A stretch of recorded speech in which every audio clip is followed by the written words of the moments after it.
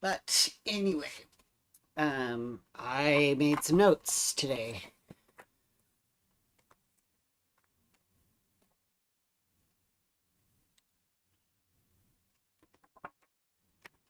Starting a little bit late because that's how I roll.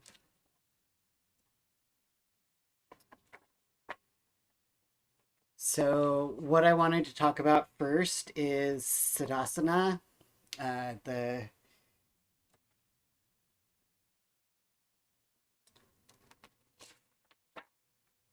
seeker pose.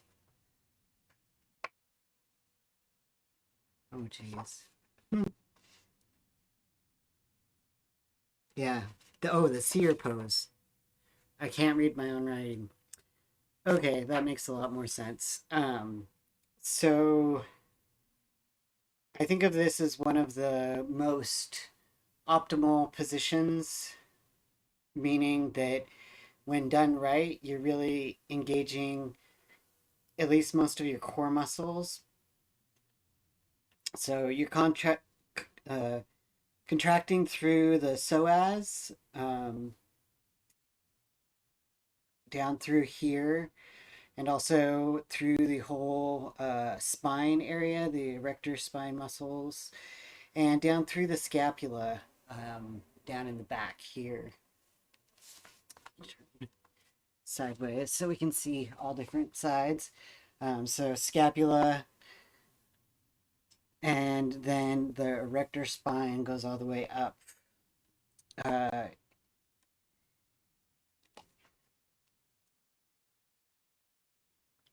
the book says draw the scapula towards the midline by contracting the rhomboids. The lighting that I have in here seems to be working well, except for the camera that's on black and white. But it's making this book really shiny and hard to read. Um, this action opens up the chest. Balance this by closed chain contractions of the pectoral minor to lift the rib cage. Right?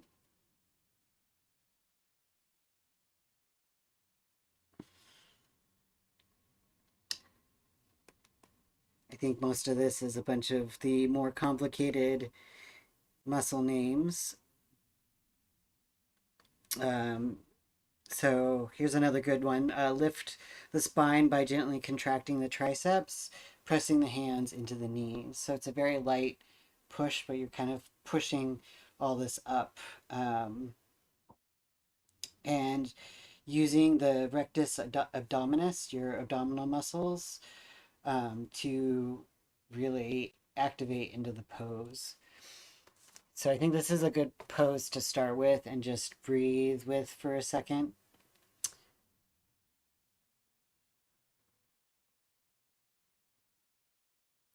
The This is kind of interesting. The Chinese oracle, the I Ching, contains fundamental instructions for the practice of yoga in the hexagram keeping still 52 Ken.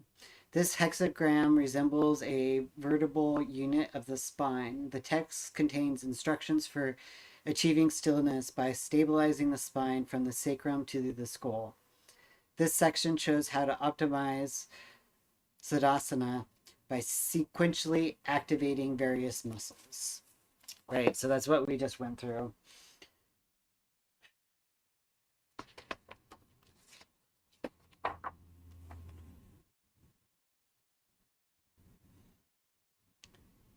So just take a few breaths here. Let yourself move around a little bit until you find that good balance of where none of the muscles are working too hard. And then next we're going to go into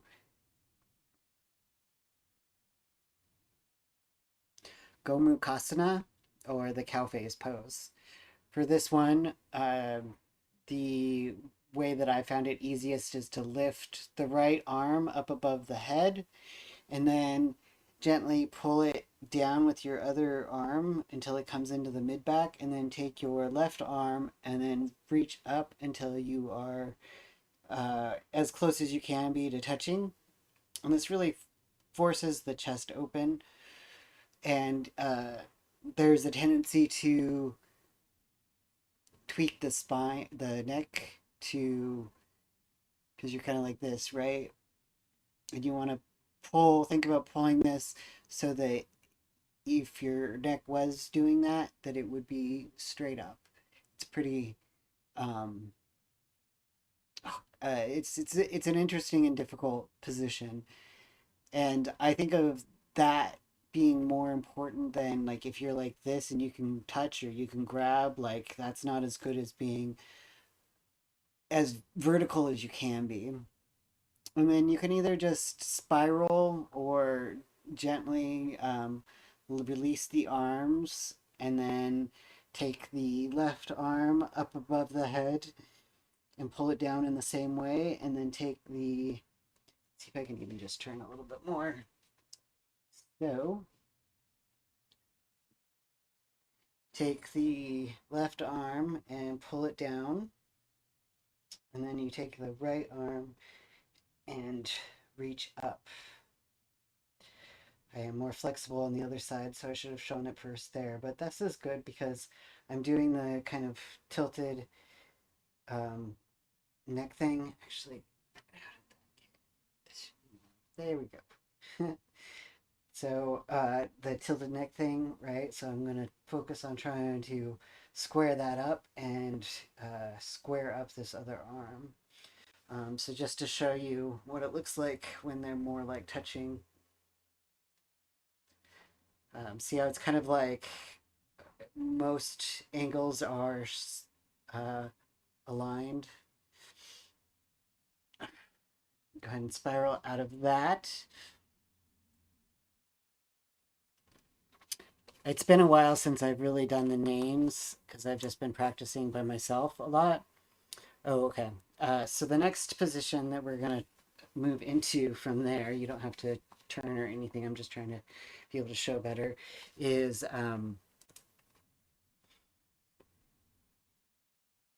Baddha or the bound angle pose, or as I always like to call it and learned it, the butterfly pose. So the idea is that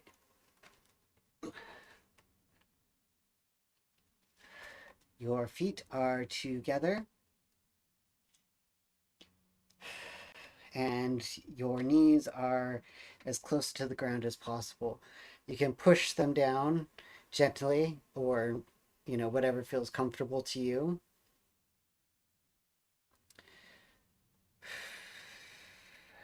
So this is really pulling these muscles right in here, right? Which are important for hip flexibility in general, which is why we're focusing on this one. And for this one, it has the neck down.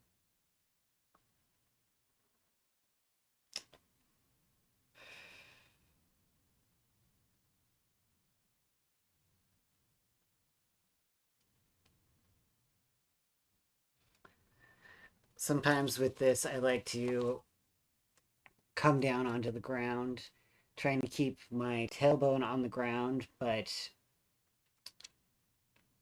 also pulling my chest towards the ground so it really stretches on top of the scapula.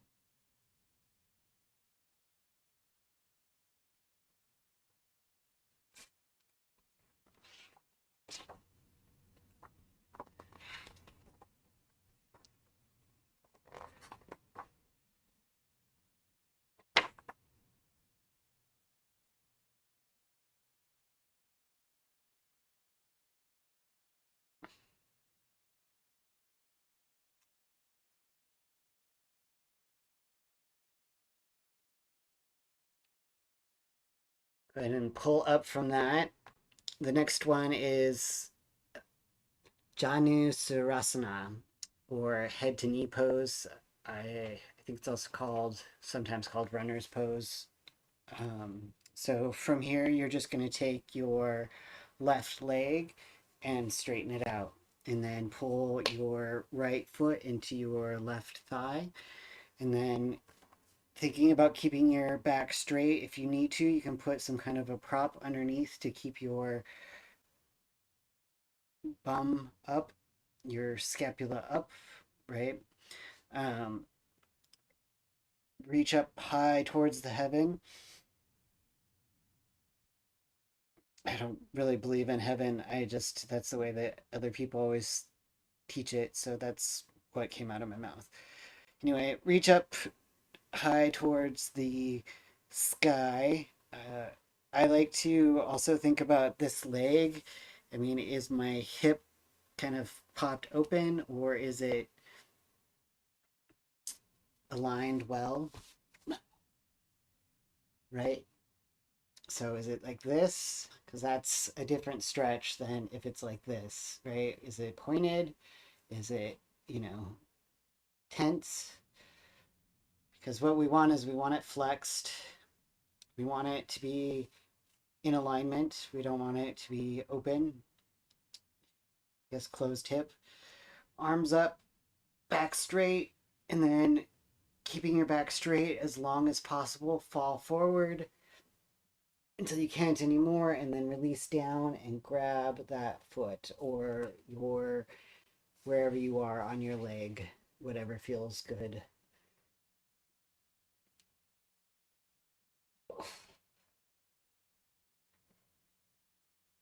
For a greater stretch, you can pull up on your foot to make it flex harder.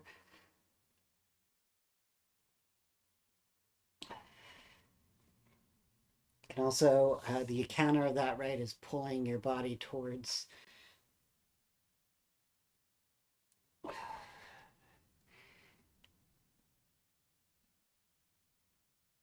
Okay, let's go back to Baddha Konasana, the bound angle pose. Reach forward for a second, kind of stretch that, release that out a little bit, and then take your right foot and put it forward. And again, the same thing, making sure that it is in alignment, that your back is as straight as possible. Arms up above your head,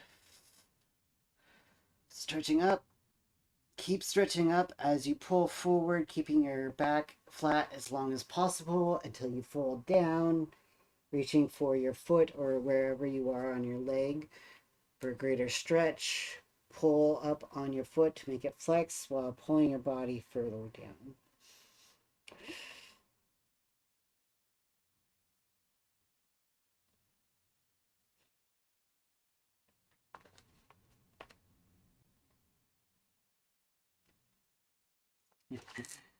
Okay, I'm so out of practice saying these. Let's give this one a try. Maybe I should find it in the book.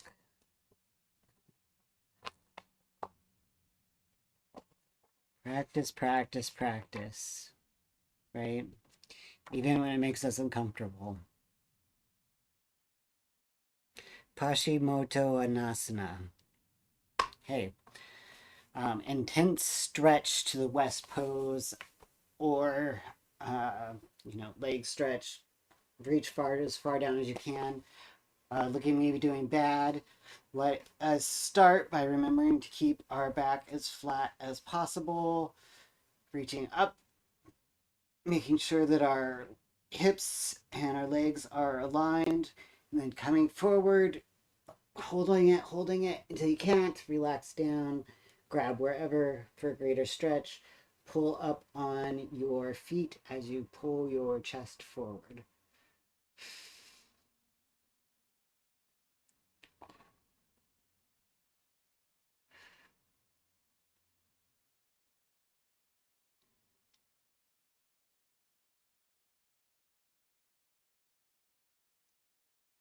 Go and release that.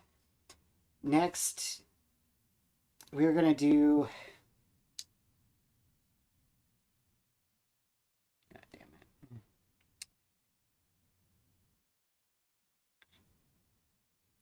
Setu Bandha Sarvanganasana. Setu Bandha Sarvaganasana, bridge pose. To do this, bring your feet towards your bum. I'm going to just turn around a little bit. Hopefully you can see what I'm doing here. Then lay your body down. Take the back of your heels so that they're touching your middle finger. And what we're doing is we're just going to lift up our hips. And so it kind of looks like a bridge. And we're just going to lift up, hold it for a couple seconds, come back down, and then we're going to do an assisted stretch, and then we're going to do a couple bridge lifts. So just lifting the hips up, just whatever feels good.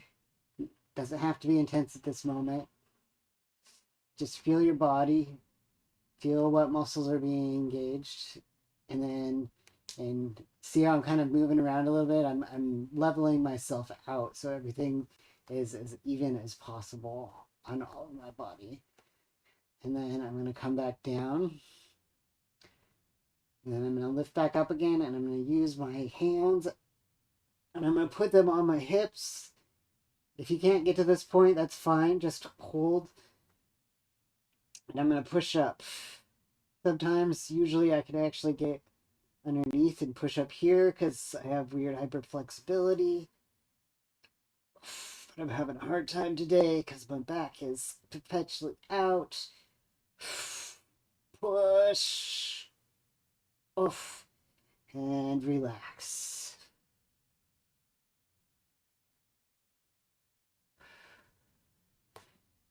I'm sure this has a name, but I'm not sure, so I'm just going to creep forward a little bit, straighten my left leg, and I'm going to just gently pull my right leg over for a greater stretch. You can straighten out this right leg and pulling the right arm upwards at a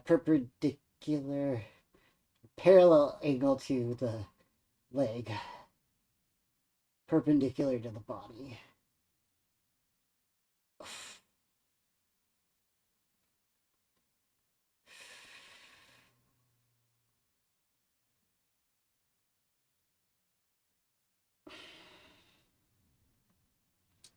Really let that right shoulder fall down.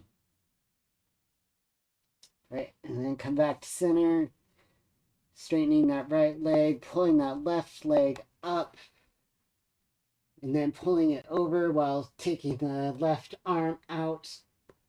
Oh, here we go.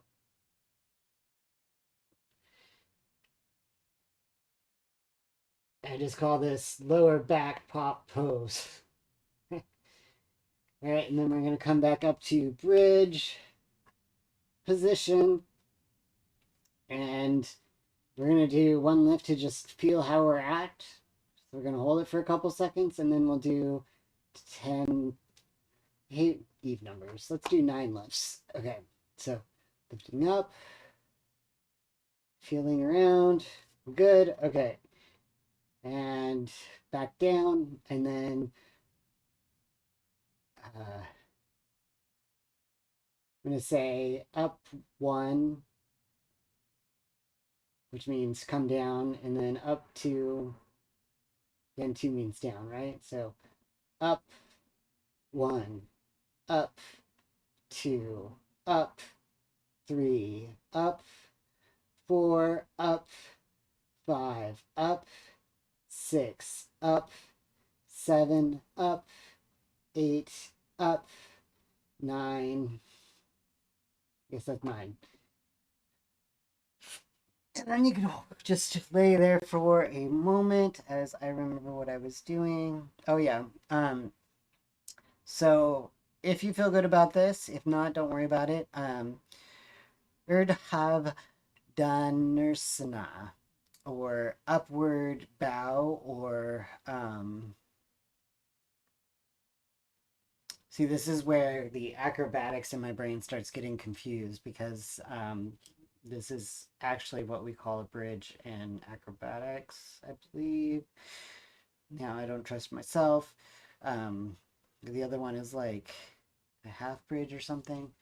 So the way that I like to get into it is as we were in the bridge pose. So we want our legs to be about that same distance behind, and see how I just sheared up my body to be as aligned as possible. And we're going to take our hands and fold them backwards and put them by our ears, and then just push up. And there's a couple different ideas about whether in acrobatics, like, or gymnastics, I should say, you straighten your legs. In acrobatics, it's more about pushing forward towards your arms. But sometimes I just, like today, I think I'm just going to be able to get up, and that's going to be good for me. So on the count of three, we're just going to push up. Okay? 1, 2, 3. Don't forget to breathe.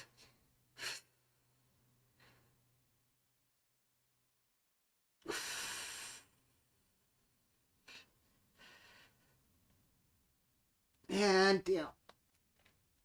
Oh, oh, that felt good. Go ahead and roll the wrists. Kind of, that's a lot of intense pressure on them. And I even will kind of just press like this.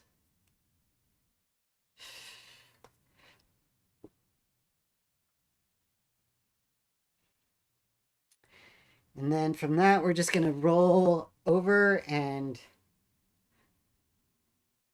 Oh, I said the wrong name last time. Okay, so the bridge is Setu Bandha Sarvanganasana. And now we're going to do the Urdhva Dhanurasana.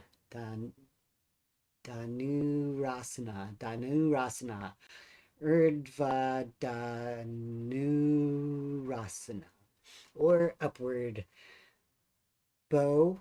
We're going to start with Urdhva Mukha Savasana, which is upward dog, and then we'll go into the upward bow. So just roll over till you're on your stomach. Did not give myself enough room today. And then, so right now I'm already in Cobra. And then from here, we're just going to gently push up, keeping our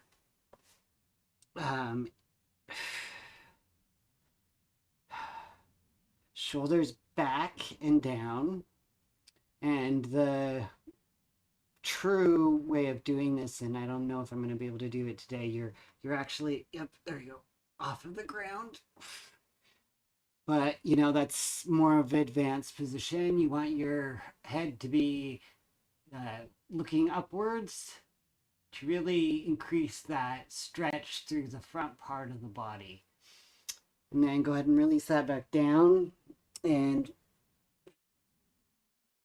from here, put your feet towards your butt and then grab onto them with your hands. And kind of as we did in the bridge, full bridge, we are going to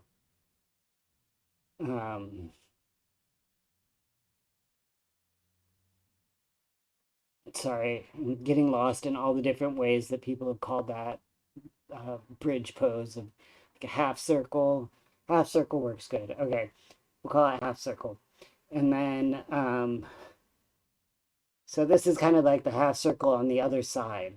So we're going to do the same thing of just tensing up all of our muscles. And as we do that, our body is going to lift up, and we're going to be on our stomach, kind of on our hips. That's why I'm rolling back and forth.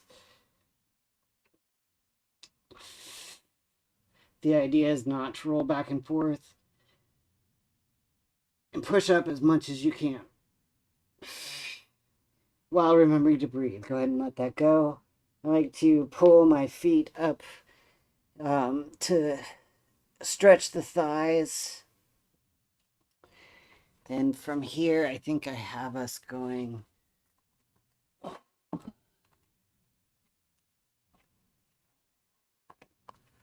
I don't know if I should apologize for not having this practiced or better figured out before I came.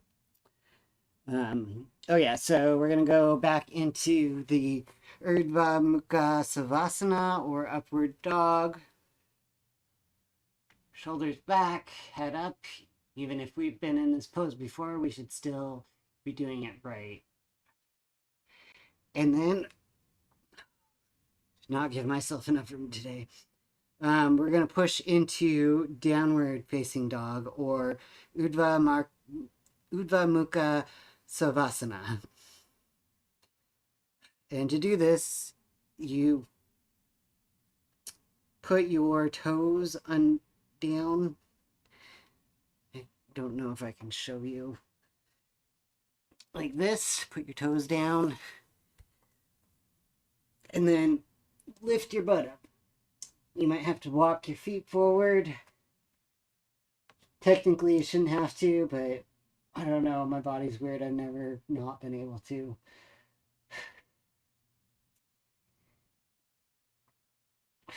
So, sitting in downward facing dog for a second. And I wanted to go over another thing that this talked about in the book. So, easing into downward dog, the first thing that you want to do is recognize that the hamstrings tilt the pelvis backwards. Call it a retroversion. This pulls the lumosacral fascia and back muscles so that the lower back loses some of its natural arc. So this is kind of like this part of the body, right, is kind of turning downwards. So to stop that, we bend the knees a little bit, which releases the hamstrings and frees the lower back. So if we contract the iliopsoas to tilt the pelvis forward in anteversion, this action brings the natural arc of the lower back and draws the trunk towards the thighs. So I'm trying to be hyperbolic about this, but you can see how I'm basically able to get my butt up higher in the air by doing that, or more tilted forward. And then from here, contract the triceps to straighten the elbows. So I'm already kind of doing that, but we want to push back, right? And remembering not to keep our shoulders down and back, not crunched up around our head. And then the last instruction is maintain the contraction of the iliopsoas to fix the pelvis into anteversion, and then contract the quadriceps to straighten the knees and draw the hamstrings out to full stretch, completing the pose. So to kind of go through it all again, we're in downward facing dog. I'm going to release the hamstrings by bending my knees. I'm going to push in through my arms, and then I'm going to push in through my legs while keeping all of the other muscles straight, which allows me to have the proper position for downward facing dog. And then from here, we're going to go into forward fold, which is Uttanasana. So just forward fold. I think it's important to think about stuff like, again, not crunching your shoulders, keeping them down and back, keeping the iliopsoas engaged so that you're not kind of curving your butt down like that, but that you're actually sticking it up in the air like it needs to be. And next we're going to go into Urdhva Hastanasana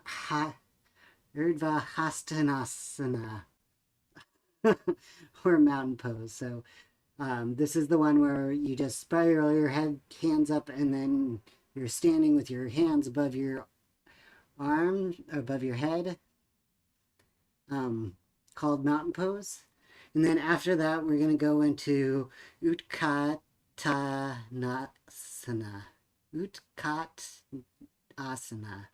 Utkatasana. Chair pose. So, arms up above your head. I don't have one that it actually gets my whole body. Oh, that's a bummer. Nope. Let me helps this up a little bit. Okay. Close enough. Arms up. Uh,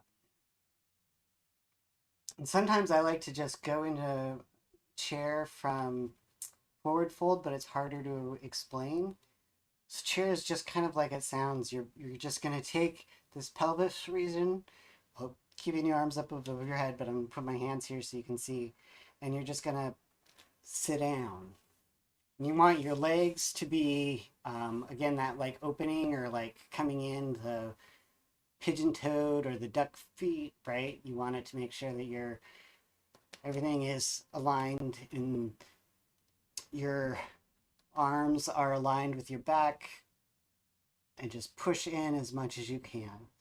And then to do that, to go into forward fold or to get into it from forward fold, really you just straighten down and stick your butt up in the air. That's where I like to get into it better. I feel like my alignment's better when I just come from here. I'm already focused on that anti-inversion of the iliopsoas, and my arms are not quite there because that would be weird. But you can think of it, you can start here, you start here. And whoop. See, I'm down further. Everything's more aligned. I'm actually just a little bit pigeon-toed. And let's go back down into forward fold.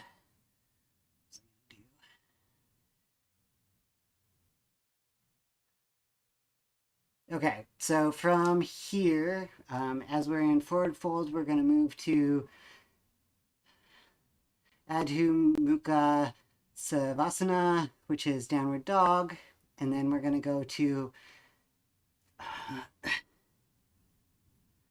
Chaturanga Dandasana, Chaturanga Dandasana, or plank. And then we're going to move into Urdhva Mukha Savasana, or upward facing dog. And then we're going to go to plank, and then we're going to go to downward dog, and then we're going to go to forward fold. Right, so we're in forward fold. Walk out the arms, walk out the feet, keeping those iliopsoas engaged. We're in downward facing dog.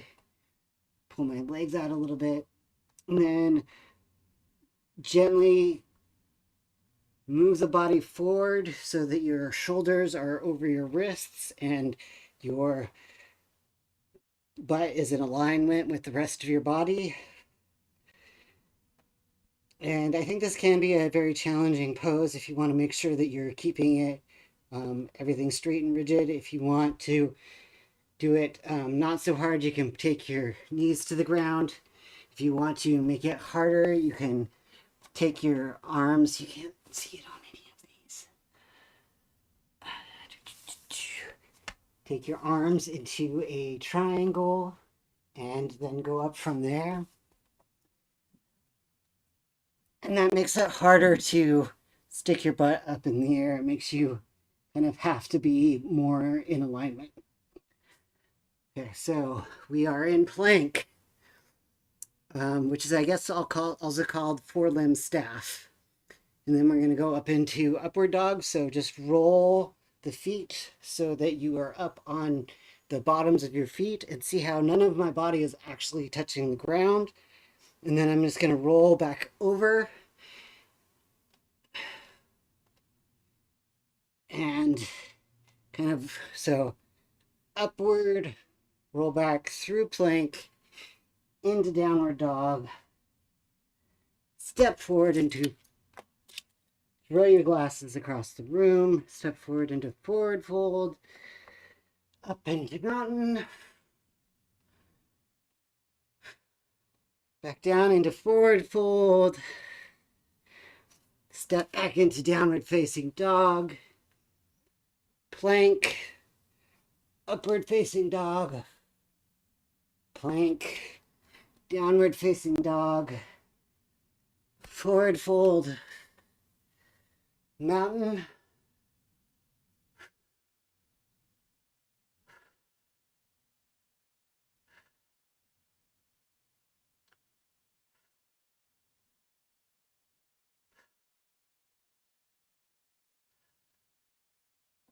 all right, another series.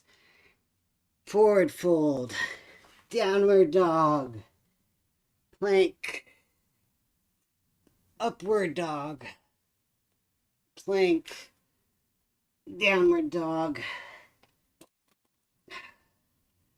forward fold, mountain.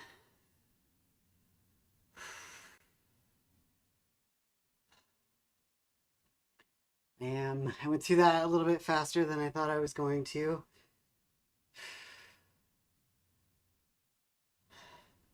And I think I'm going to do one more just because I'm not feeling very balanced right now in all of my muscles.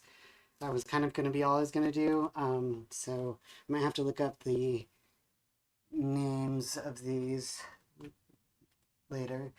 So we're going to kind of move forward into, warrior 2. You could actually, it'd probably be more appropriate to be in warrior 1. And then we're going to lower our arms down next to our leg into lizard. And let that really stretch out. All of those hip flexor muscles.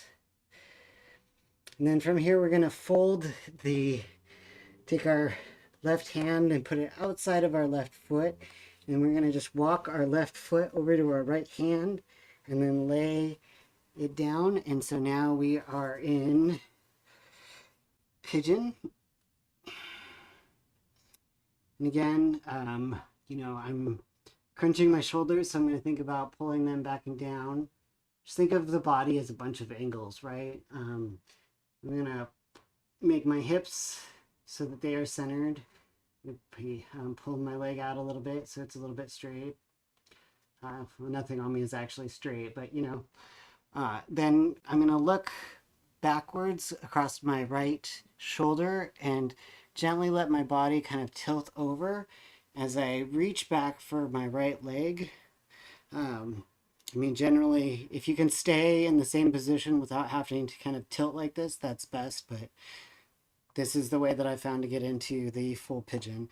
And then you're just going to kind of roll yourself back so that your hips are now in alignment again.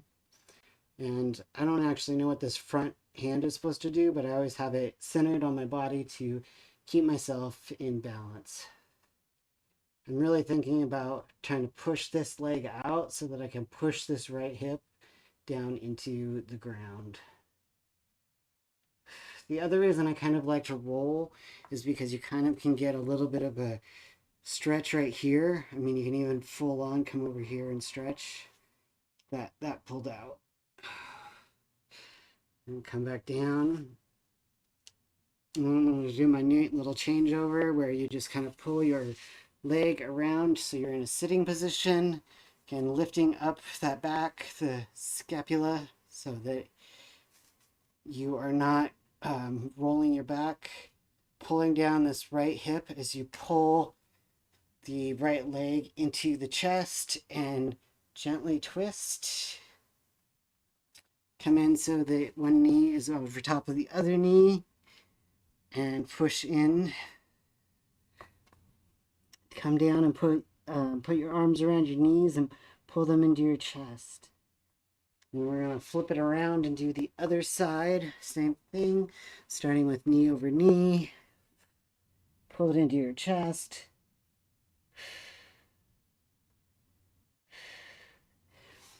And coming up, still pulling it into your chest, but being upright, keeping that back flat. Gently twisting as much as feels comfortable.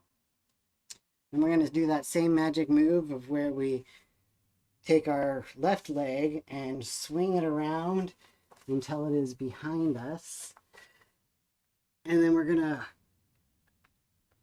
do pigeon on this side. So now we're having the opposite problem of the left hip wants to pick up. So we're always thinking about pushing it down, and not letting things like our shoulder crunch up, but keeping both of our shoulders down.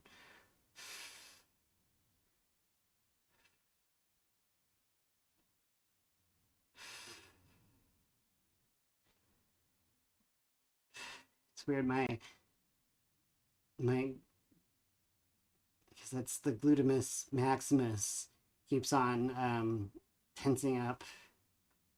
I think it helps stabilize the hip flexors. It's a synergist, I think, or an antagonist. I think it's a synergist though. Um, I should know the difference, right? Okay.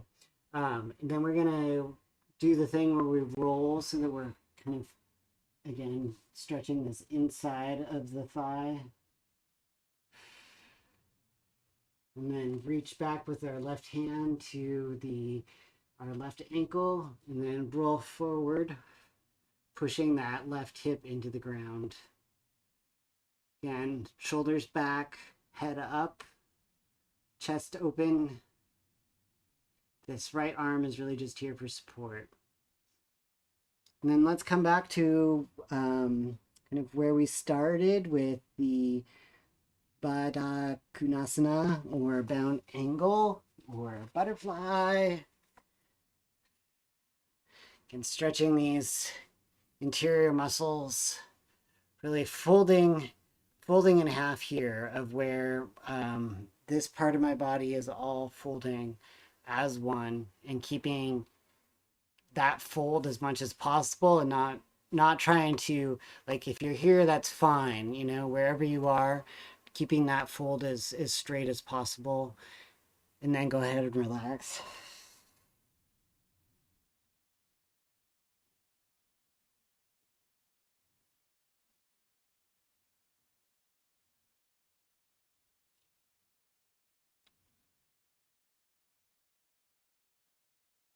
And then coming back up into Siddhasana, or the seeker pose. One leg in front of the other leg, our shoulders down and back, our chest open, our eyes in forward, our arms pressing up against our knees, keeping our trunk as solid as possible. If you'd like to rest, I suggest resting in this position for a little bit, or if you need to lay down, that is fine. I will be back in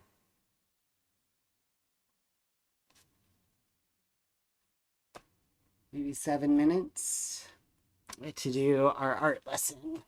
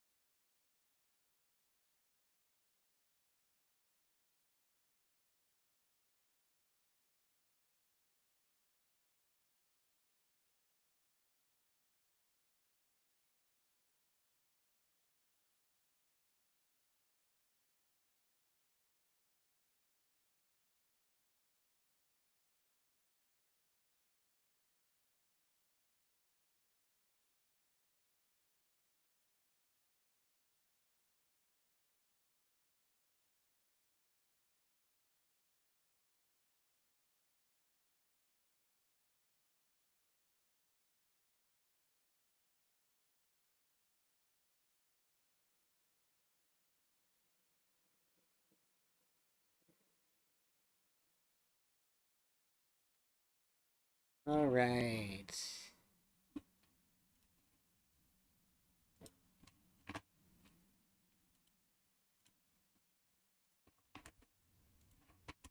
Now onto the drawings. I was trying to find the one of my books to help with this, but I just can't. So I'm just gonna freestyle it. Um, so we've been working on faces. Show off there's those grips, but I often this is just a hair band around it to make it like a grip. I'm not sure if I'm going to want to sharpen this or not. Okay, so we've been working a lot on the human body and such. So we have done the proportions of the face to the front. Oops. So we know half, half, between here and here, half, between here and here, half, right? That is the proportions of this. And then we know we have I, I, I, I.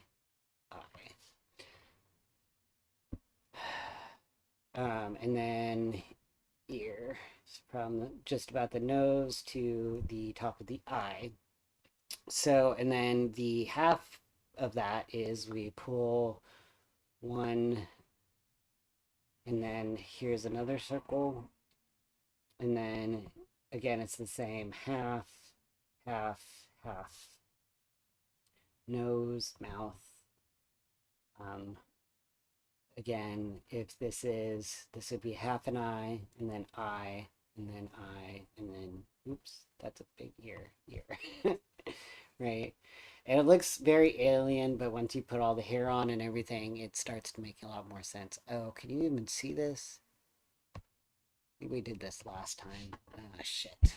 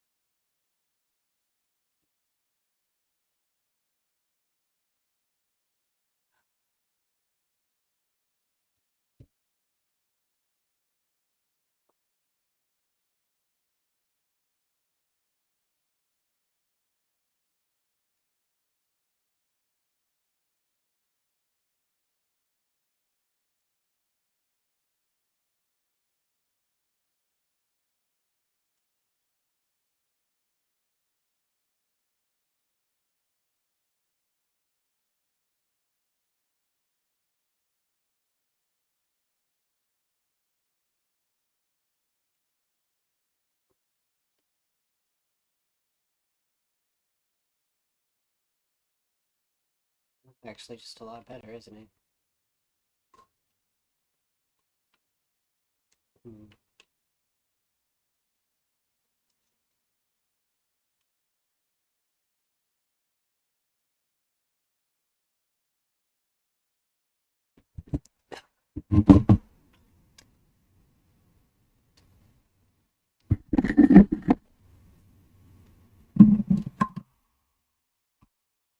Okay, let's do this again.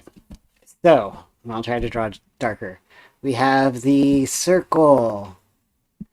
Halfway through the circle. Halfway through the circle. From here to here, halfway. From here to here, halfway.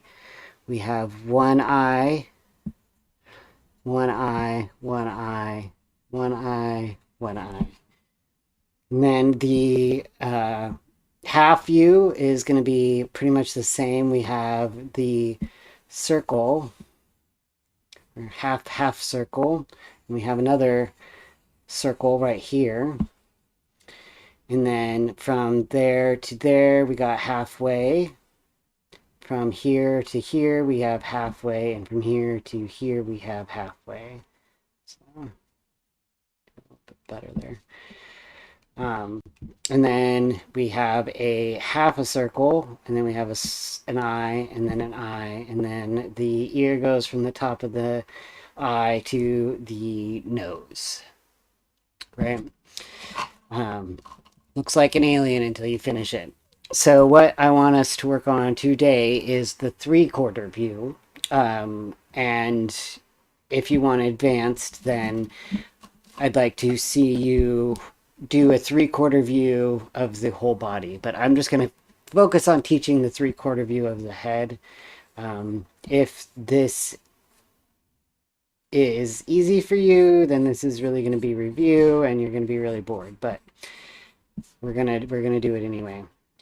So this is something I've just kind of learned after a while of doing it, because we really have this right here is three quarters of a circle. So here is half a circle and here is 1/4 of a circle. And then we have the other circle right here is going to be about the same. But when you're thinking about it, like if you're thinking about perspective, right? If you're coming from here and you're looking at it, then this is going to seem, like this is actually going like this, right? So the circle is actually going like that as opposed to being like the full thing, right? So think about it like that. Here's your half circle for that. So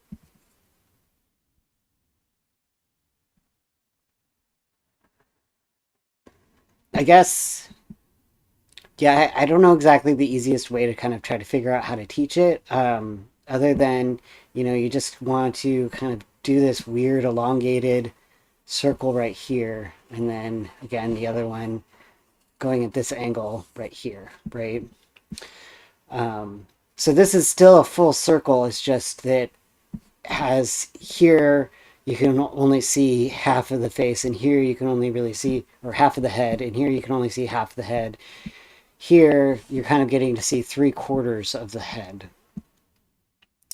We're really thinking about doing it in 3D now. So there's things like you can't just have, there's no straight line here. So this is actually going to be a curved line right here, right? We have, this is now becoming a 3D circle.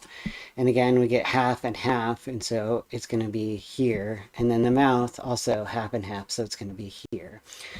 So the thing to think about when you're doing this is that the things that you draw are also going to be three-quarters, right? So we do the eye here, but it's going to be a half an eye over here and then 1/4 of an eye over here. And then, we have eye here. Chin is a little bit big, huh? Good thing we're sketching. And so even though it seems weird, you're going to actually have your next eye is going to be like right here. Okay? So just to even it out a little bit, we're going to pull it down to where the eye is, kind of pull out the chin, or the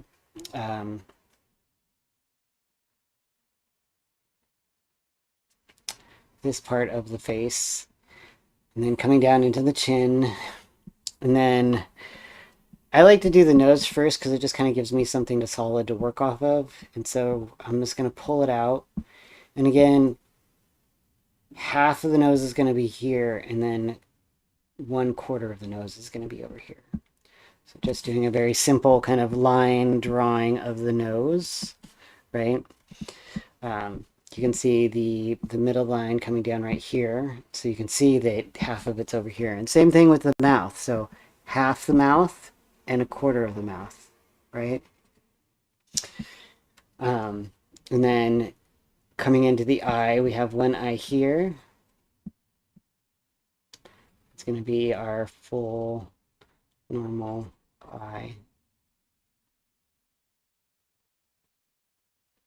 And Even let's put in an eyebrow to kind of give us something to work off of.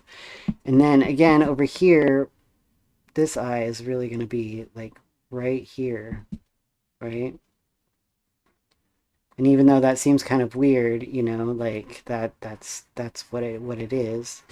And once you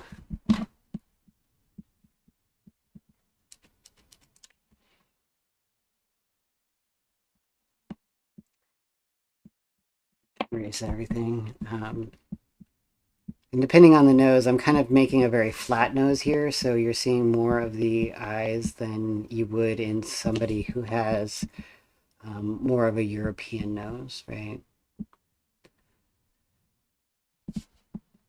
You can see that it doesn't, once you start kind of erasing all the other stuff,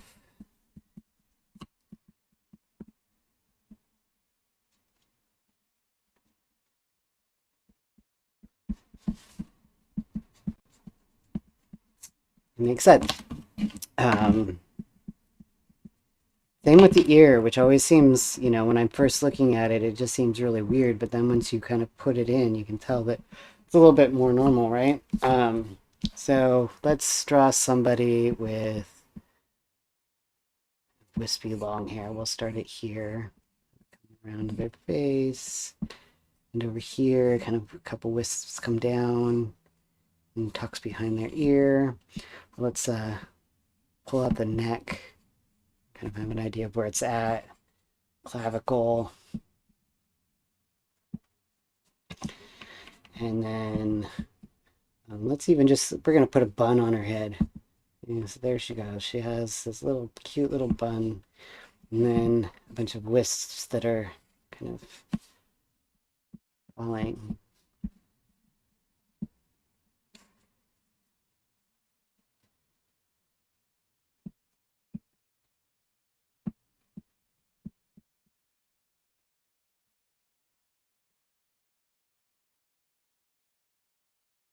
I'm thinking about this is where the midline of the head is going to be as well, right? So right now we're giving her a middle split. Maybe erase some of this so it doesn't look as weird. Coming back to that middle split, like kind of exaggerating it so you can kind of see what I'm doing in the perspective.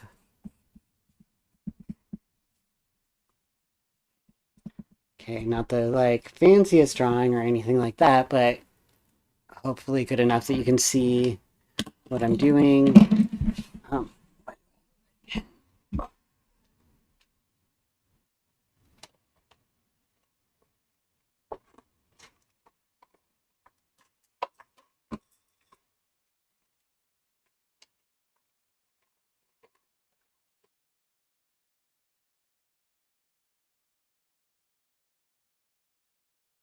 Burnt black so you can see a little bit more better.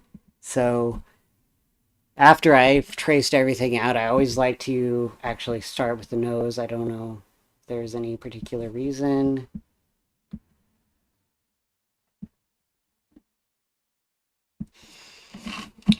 Maybe the eyebrows. And then I can already see that I did something wrong. So I'm going to come back in and I'm going to fuck with this a little bit. Then we want this. This is what we're going for here. So I fucked that up bad. Right? This is the line that we're going for. So this is where the iris is going to be. And this is where the eye is going to be.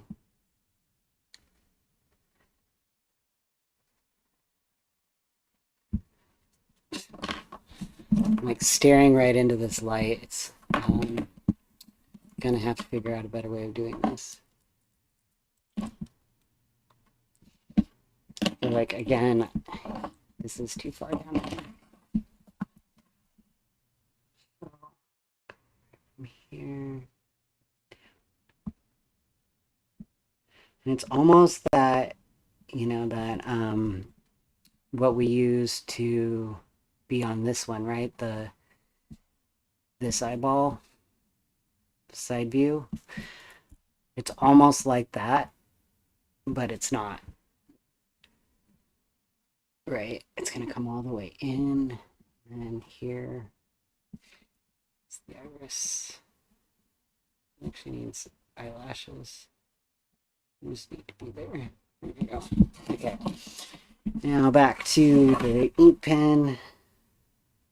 I don't know if it's because I was taught, a lot of like drawing upside down and stuff that I really like to,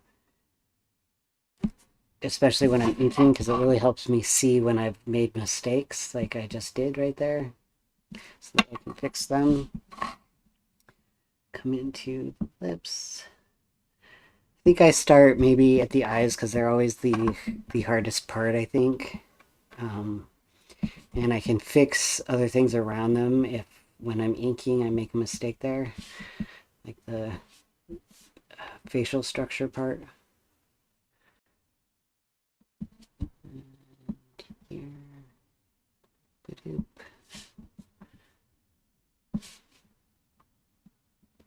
Neck.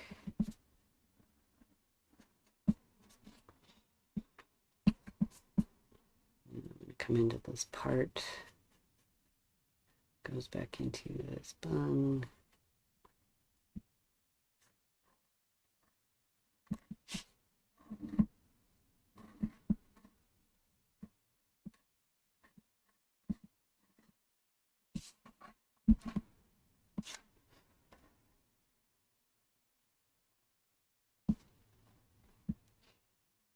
Sometimes I like to just freehand hair. I think it comes out more naturally than when I just ink it. So hair often gets a little bit darker and more voluptuous when I start inking stuff. I mean, really, I just want to lay down the pencil enough until I can have an idea, and then I usually just go in and ink stuff. Because I'm a little bit maybe cocky with my strokes sometimes. Trying to work better about being planning, but I think that it's nice sometimes to just have that inspiration of as it comes, as it comes. All right, you can see the full drawing. Not terribly exciting, but you can tell that it's somebody looking at 3/4 view.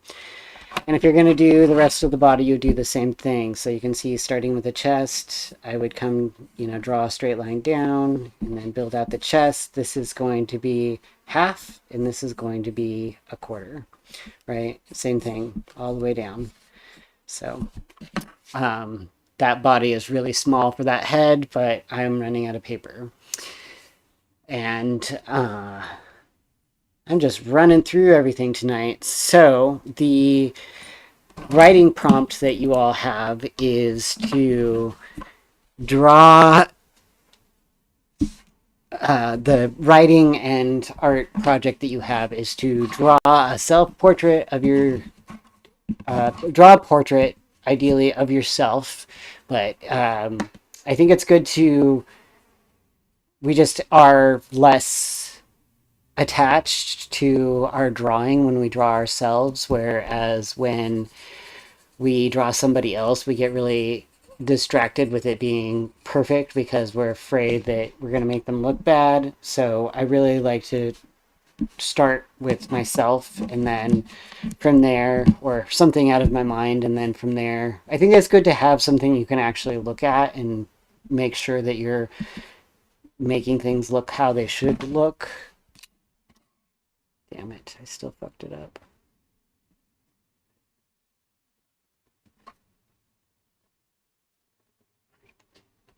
So she just got real emo.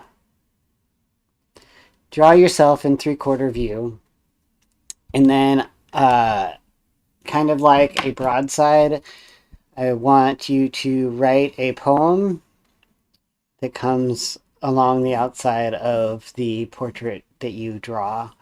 And I wanted to say something like I want somebody to be able to look at the expression on the face and relate it to the poem. So this one is very, I don't know, content, you know? So I'd be like,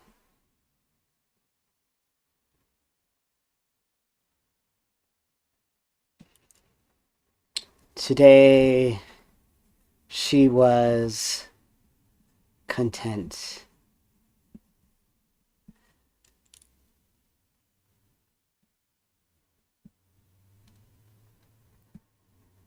She was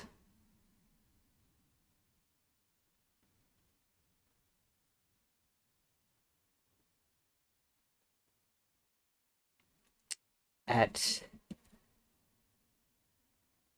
peace with nature.